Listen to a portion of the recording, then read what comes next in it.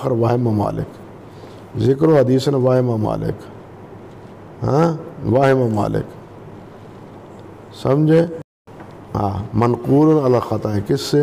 یہ جماعت سے۔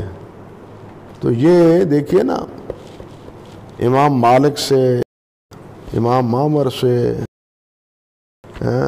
عقیل سے، ابن عیینہ سے، ابن ابی شیبہ سے، وہم سے کوئی بچا ہوا نہیں۔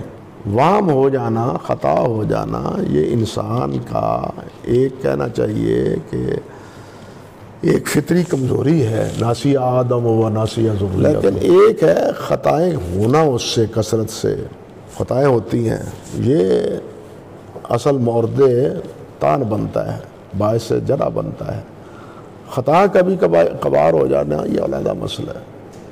خیر، امام زہری ہیں، یہ لائے نا صحیح مسلم کتاب الایمان، امام مسلم رحمۃ اللہ علیہ یہ حدیث ایک نقل کرتے ہیں، فَلْيَقُلْ لَا إِلَهَ إِلَّا اللَّهِ، یہ اوپر باب بھی یہی باندھا ہے کہ من حلف منکم فقال فی حلفه باللات فلیقل لا الہ الا اللہ، ومن قال لصاحبہ تعال اقامرک فلیتصدق۔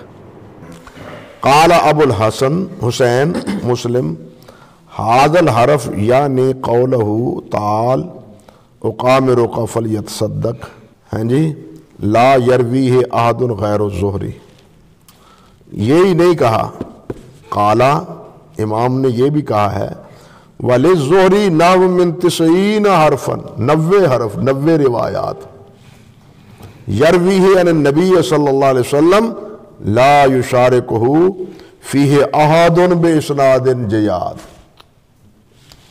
باسانید جیاد، جید سند سے امام زہری کی مخالفت ثابت ہے، لیکن زہری ہیں اکیلے۔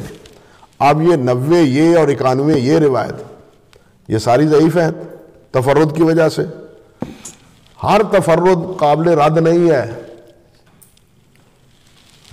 کیا اس کو رد کر دیں کیونکہ یہ منفرد ہے، نہیں۔ کتنی روایات ہیں جو فرد ہیں بخاری میں، کوئی روایت نہیں اور سند نہیں ہے، آپ اس کو قبول کرتے ہیں یا نہیں کرتے؟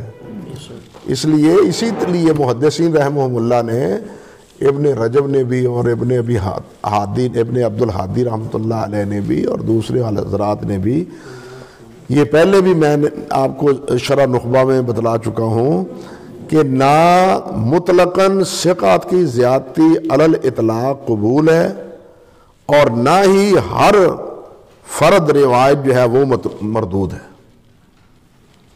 بلکہ ثقہ کی زیادتی بھی قرائن کی وجہ سے مقبول ہے، اور فرد کا اضافہ بھی وہ کیا ہے؟